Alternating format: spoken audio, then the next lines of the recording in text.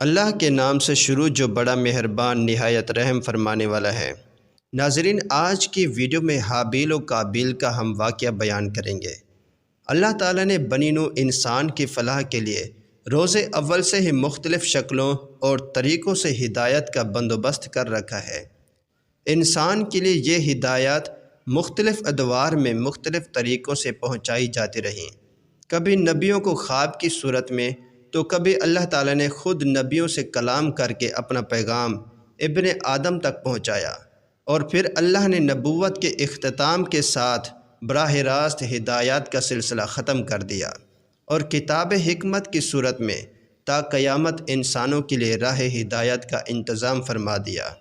اللہ تعالیٰ کی ذات مبارک نے قرآن مجید میں حضرت آدم علیہ السلام کی پیدائش سے لے کر قیامت تک کی نشانیوں تک اور حضرت آدم علیہ السلام کی پیدائش سے قبل کے واقعات بھی بیان فرمائے ہیں، حتیٰ کہ انسان کو ہدایت کا سامان میسر رہے۔ اللہ تعالیٰ نے قرآن مجید فرقان حمید میں شیطان کو انسان کا کھلم کھلا دشمن قرار دیا، اور پھر شیطان کے ابن آدم پر ہونے والے حملوں کا بھی اللہ تعالیٰ نے قرآن مجید میں تذکرہ فرمایا ہے۔ ایسے ہی ایک واقعہ اس کرہ ارض پر انسان کے پہلے قتل کا ہے، جس میں شیطان نے ایک بھائی کو ورگلا کر دوسرے بھائی کا قتل کروا دیا۔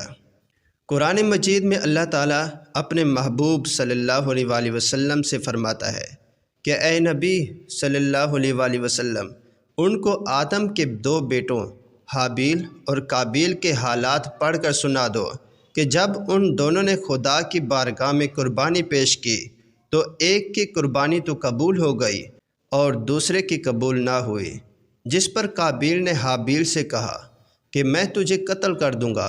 اس سے کہا خدا پرہیزگاروں کی ہی قربانی قبول فرمایا کرتا ہے، اور اگر تو مجھے قتل کرنے کے لیے ہاتھ چلائے گا تو میں تجھ کو قتل کرنے کے لیے ہاتھ نہیں چلاؤں گا۔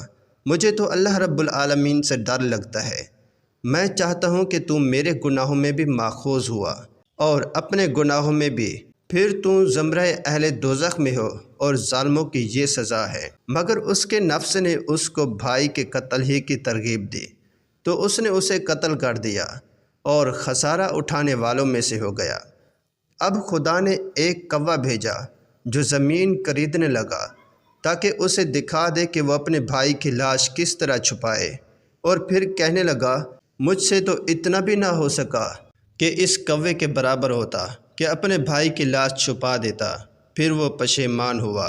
حضرت آدم علیہ السلام پیدا ہونے والے ایک جوڑے میں سے ایک لڑکے کی شادی دوسرے جوڑے سے پیدا ہونے والی لڑکی سے کر دیتے، اور قابیل نے اپنے ساتھ پیدا ہونے والی لڑکی سے شادی کا پلان بنایا جو کہ زیادہ خوبصورت تھی، اور حضرت آدم علیہ السلام نے قابیل سے کہا کہ حابیل کی شادی اپنے ساتھ پیدا ہونے والی بہن سے ہونے دے، لیکن اس نے انکار کر دیا۔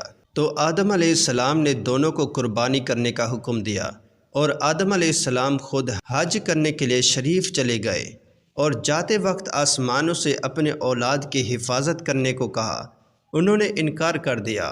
پھر زمینوں اور پہاڑوں کو کہا، وہ بھی انکاری ہو گئے، جس کے بعد قابیل نے حفاظت کی ذمہ داری قبول کر لی۔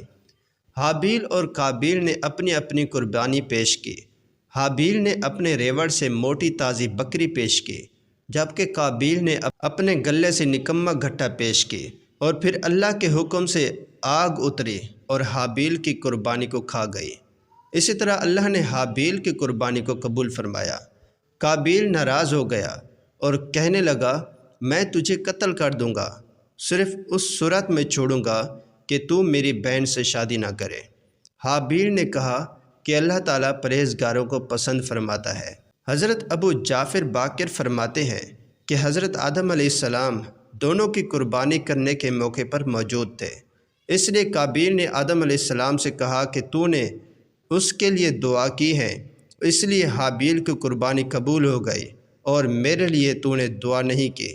اس کے ساتھ ہی ساتھ اس نے حابیل کو دھمکی دی۔ ایک رات حابیل نے بکریاں چرانے میں زیادہ دیر کر دی۔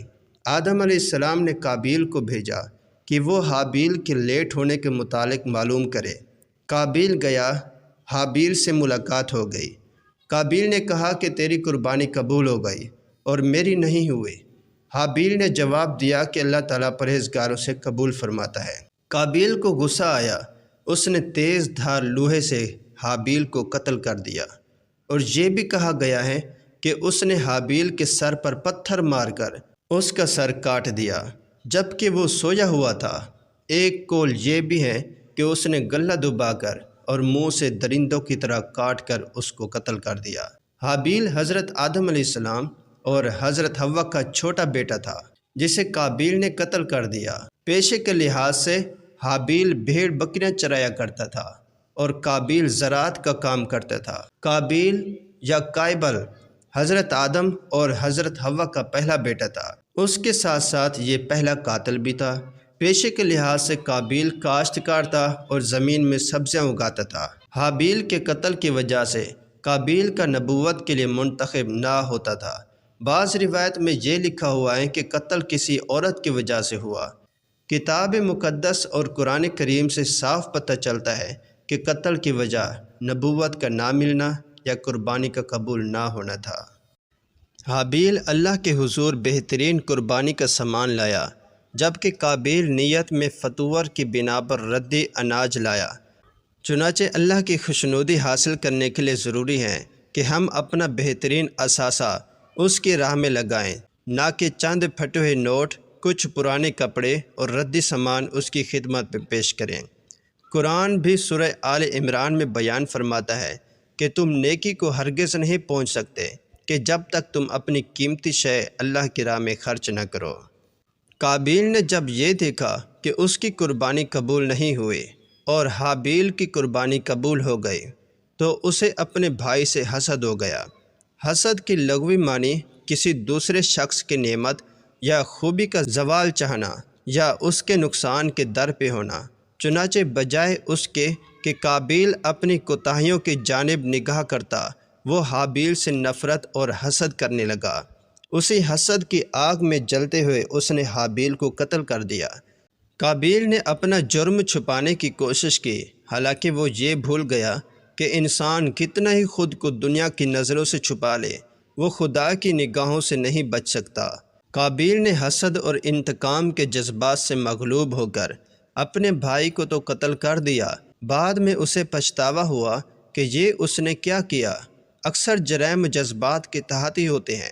اگر انسان کچھ عرصے کے لیے اقدام کو مؤخر کر دے تو گناہ سے بچا جا سکتا ہے۔ اسی طرح یہ بھی کہا گیا ہے کہ جس نے ایک انسان کو مارا اس نے ساری انسانیت کا قتل کیا، اور جس نے ایک انسان کی جان بچائی اس نے ساری انسانیت کی جان بچائی۔ جس نے ایک انسان کی جان بچائی اس نے ساری دنیا کے انسانوں کی جان بچائی۔ ناظرین، امید کرتے ہیں کہ یہ ویڈیو آپ لوگوں کو اچھی لگی ہوگی۔ اس طرح کے مزید اچھے واقعات کے لیے اس چینل کو سبسکرائب ضرور کر لیجئے۔